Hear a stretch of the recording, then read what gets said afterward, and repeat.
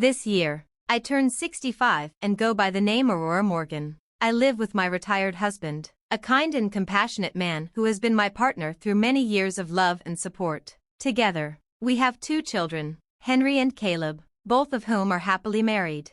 Lately, our home has begun to show its age, and we've started considering renovations. We figured it would make sense to temporarily stay with our eldest son, Henry, and his wife, Hannah, during the process.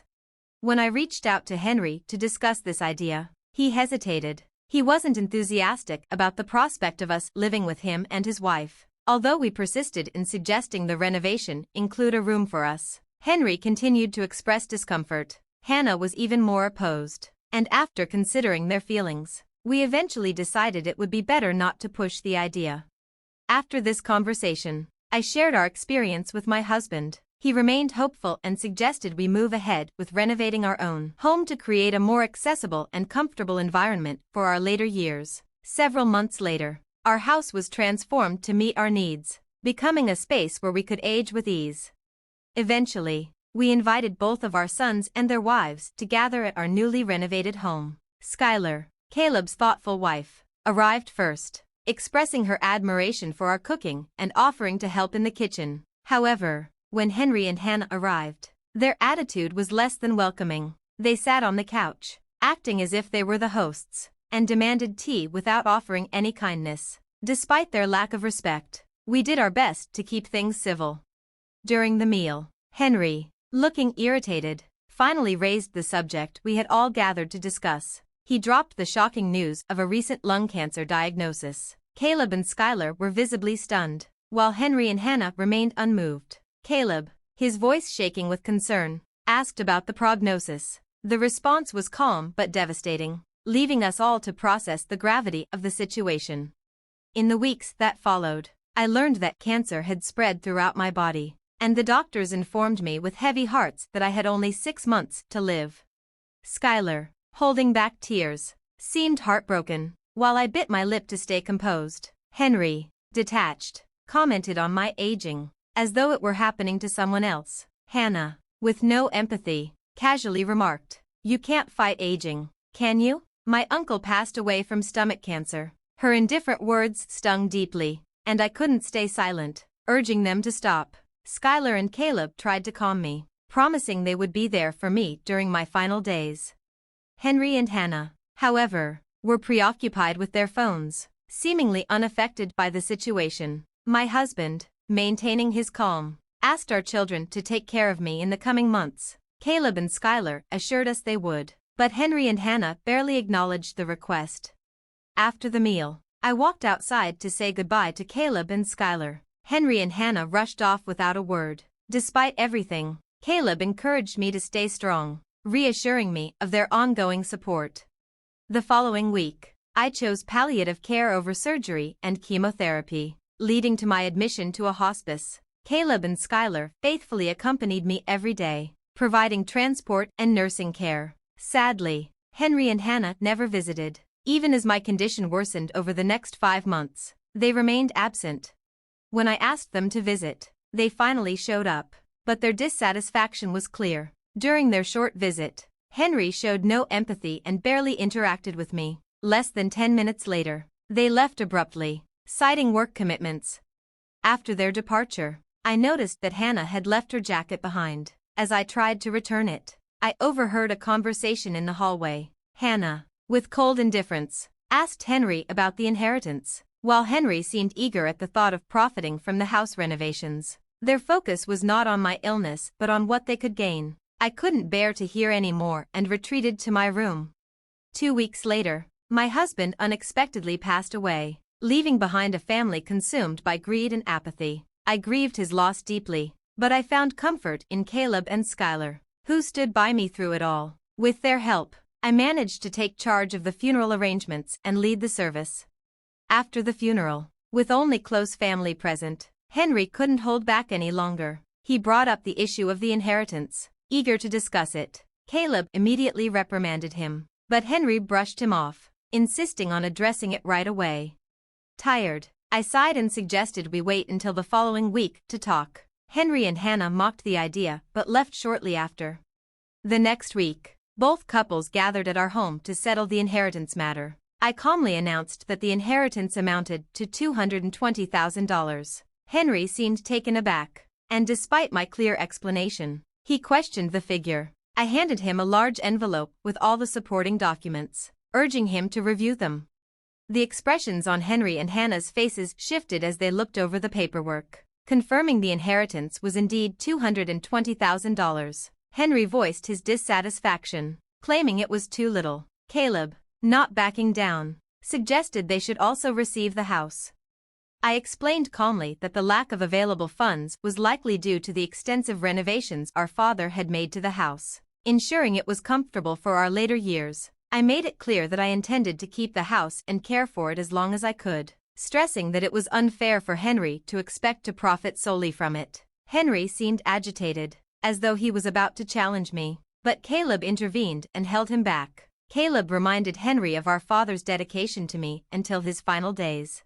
Despite my willingness to divide the inheritance fairly, Henry and his wife insisted that if Caleb and Skylar didn't want their share, they should simply hand it over to them. Caleb and Skylar, however, made it clear that they were fine with relinquishing their portion, asking only for recognition of their support. Once again, Henry and his wife pushed the issue, demanding that I hand over their share. I firmly refused, explaining that it wasn't going to happen. They showed no sympathy for my fixed income or challenges, focusing only on their desire to get the money. Caleb, growing frustrated, lashed out, calling them selfish and reminding them to respect their elders. Despite Caleb's rebuke, Henry and Hannah remained unmoved, even suggesting that older people should only be involved in weddings and funerals. Their harsh words left a bitter sting, and I felt my fists tighten with emotion as I absorbed the cruel remarks. It seemed like they wished my husband were still alive only for the sake of the inheritance. To make matters worse, they referred to me as a burden. I couldn't understand where I had gone wrong in raising them. Tears welled up, but I fought to hold them back as I addressed Henry and the others calmly. "I've heard everything you've said. Let's take a break for now," I said, keeping my composure. For a moment, Henry and his wife appeared surprised, but their expressions quickly turned smug. "Oh, that's perfect. We won't have to deal with the old lady anymore. Lucky us," they sneered, trying to make their exit. As they left, they snidely told Caleb and Skylar that it was now their responsibility to care for me. Caleb and Skylar rushed to my side, offering reassurance and support. Some months later, I was at home relaxing when, to my surprise, Henry and Hannah showed up, accompanied by Caleb. I couldn't understand why they had come back after everything that had transpired. They demanded to be let in, shouting at the door. Caleb apologized, and I reluctantly opened the door. Once inside, Henry and his wife immediately began accusing me of giving away the house without considering them. I calmly explained that Caleb had expressed his desire to keep the house, to preserve the memories of our father. They seemed stunned, so I clarified that Caleb and Skylar had been incredibly supportive. Henry, still confused, pressed for more details. I glanced at his wife, who seemed on the verge of erupting, and explained that I had chosen to give the house to Caleb because of their dedication and help. I smiled warmly at Caleb and Skylar, thanking them for everything. Henry and his wife, dissatisfied, argued that I had promised to take care of the house by myself. I remained calm and responded, explaining my reasoning for the decision. "I had considered giving it to you if you could respect both your father's wishes and mine. Besides, I've started receiving rental income," I said. This caught Henry off guard, so I continued. "Do you remember last year when our father passed away? Caleb attended the funeral, but you claimed you couldn't come because you were too far away. Well, your grandfather owned several properties, and I finally received my inheritance. I've started earning rental income." They were stunned. "No one told us about this," they said. I responded calmly. "I've been earning about $2 million every year. It's easy to offer my son and his wife a place to live." Henry and his wife suddenly stood up, suggesting that if this was the case, they should be entitled to some of it too. "Why should I give anything to someone who called me a parasite?" I said firmly. "You told me not to interfere with your life, right? So don't come to me now. Don't expect to leech off me after calling me a parasite." Henry and Hannah were left speechless as I pointed toward the door.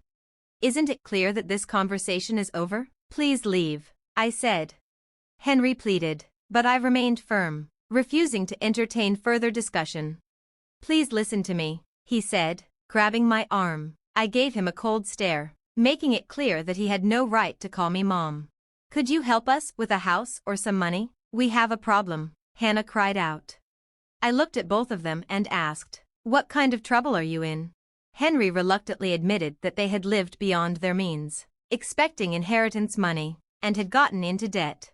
I jerked my arm away, scolding him. Unbelievable. I never thought you'd make such a foolish decision. You reap what you sow, so deal with the consequences. Mom, that's too harsh, he replied. I addressed their frustrated faces, saying, from now on, I'll start transferring assets to Caleb through ongoing contributions. I'm not going to give you a penny because I've severed all ties with you. Don't come near me again. Caleb stood by my side, affirming my decision and urging them to leave. Henry and Hannah left, clearly defeated. Caleb gently massaged my back as I took a deep breath. It wasn't long before Henry and his wife were in financial trouble, and they were reportedly bankrupt. Their future seemed uncertain, marked by constant arguments at home. As for me, I transferred the house to Caleb and moved into an assisted living facility nearby. Caleb and Skylar visit regularly, and recently, I became a grandmother. I'm looking forward to living each day with peace, building a strong relationship with my second true family. That's my plan for the future. Thank you for watching, and I'll see you in the next video. Stay amazed.